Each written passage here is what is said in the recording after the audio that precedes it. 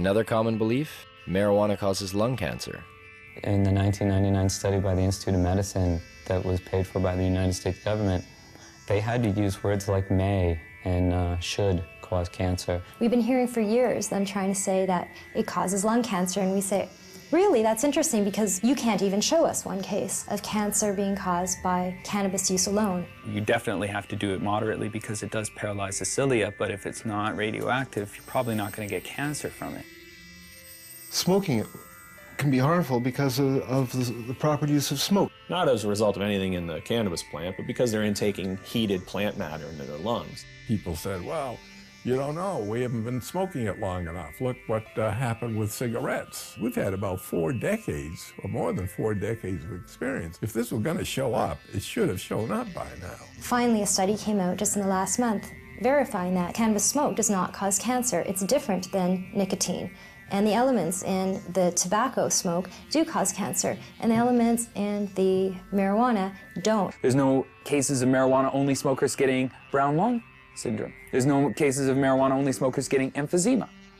Strange for a plant that's so dangerous. How come none of that? Marijuana is as bad for you or worse than tobacco? Impossible.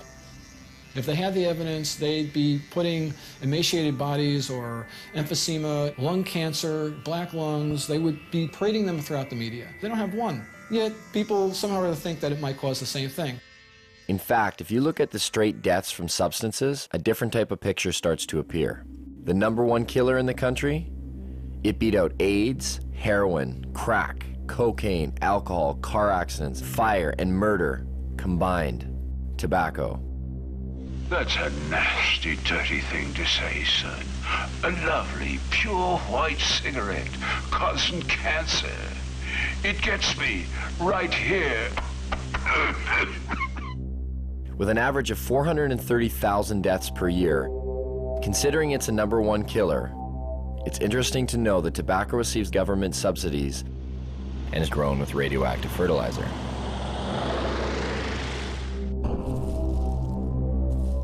Now get out there and sell cigarettes! #2 on the list? If we don't include poor diet and physical inactivity, with well over 85,000 deaths a year, alcohol. As we look much further down the list, there are others that may surprise you. Caffeine comes in with 1 to 10,000 deaths a year. And some of our most popular pain relievers, non-steroidal anti-inflammatory drugs such as aspirin, still make an appearance with over 7,500 deaths annually. Where does marijuana lie in this? What kind of staggering number do we find? I don't know, 50,000? 250,000? 300,000? For marijuana, I'd probably say then 80,000. I would say it would be hundreds of billions. Get ready for it. Here it comes. There are no deaths from cannabis use anywhere. You can't find one. In 10,000 years of known use of marijuana, there's never been a single death attributed to marijuana. There's 400,000 deaths in America alone every year that are directly attributed to tobacco. I've heard that you have to smoke something like 15,000 joints in 20 minutes to get a toxic amount of delta-9 tetrahydrocannabinol. I challenge anybody to do that. And even in the animal studies where people have loaded the animals up with doses that would be hundreds of times what a human could possibly be exposed to, no, the animals don't die. The LD50 seems to be astronomical. I mean, you can die from ingesting too much aspirin. You can die from ingesting too much coffee. The drug warriors who say we have to protect society, save these people, are being just a little bit disingenuous. Not one university or medical facility has ever recorded a single death directly attributed to marijuana.